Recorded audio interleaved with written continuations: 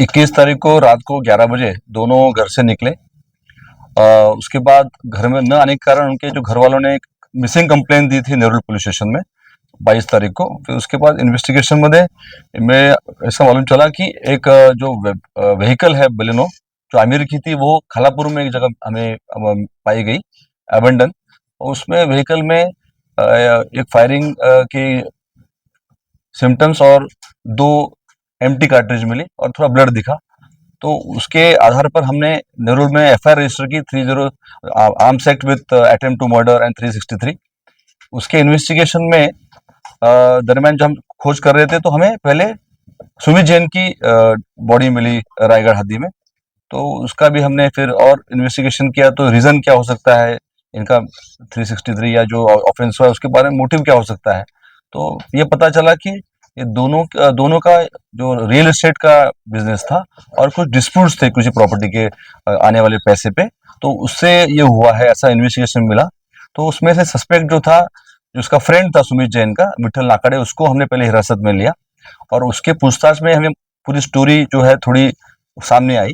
वो स्टोरी इस प्रकार थी कि ये पूरा प्लानिंग जो था 1-2 दिन पहले सुमित जैन ने और विठल नाकाड़े ने किया था कि इसमें सुपारी देगी 50 लाख की थ्रू विठल नाकाड़े और एक जो नेरुल का रहवासी है आनंद क्रूज के मार्फत एक सुपारी दी गई। और इसमें आमिर जो पैसे के पीछे मांग रहा था कि जो उसका जो शेयर था जो प्रॉपर्टी का डिस्पोजल उन्होंने किया था गलत तरीके से तो उसको मालूम था। और ये दोनों सुमित और आमिर ये दोनों 2-3 साल से काफी व्यवहारों में साथ में काम कर चुके हैं। और ये जो डॉक्यूमेंट था फ्रॉड था ये इसमें कुछ गलत है आमिर को मालूम था। उसके जो डिस्ट्रीब्यूशन में इनमें कुछ डिफरेंसेस थे। तो और सुमित के ऊपर करीब करीब 12-15 करोड़ का कर्जा भी हो गया था। इसमें आमिर का और सुमित का ऐसा व्यवहार था कि आमिर प्रॉपर्टी ढूंढ के लाएगा और सुमित जो है वो इन्वेस्टर लाएगा। उनमें कुछ व्यवहार हो सकते हैं कुछ, पर डिस्प्यूट का मेन जो अब तक सामने आया है कि ये जो रोहा की प्रॉपर्टी है, पाली की प्रॉपर्टी है सॉरी, उसके ऊपर से इनका डिस्प्यूट हुआ था और सुपारी सुमित जैन ने नाकाड़े के मदद से जो मेन जो है जयसिंह उर्फ राजा मुदलियार और उसका जो सहकारी जो अभी वांटेड है उनको सुपारी दी गई।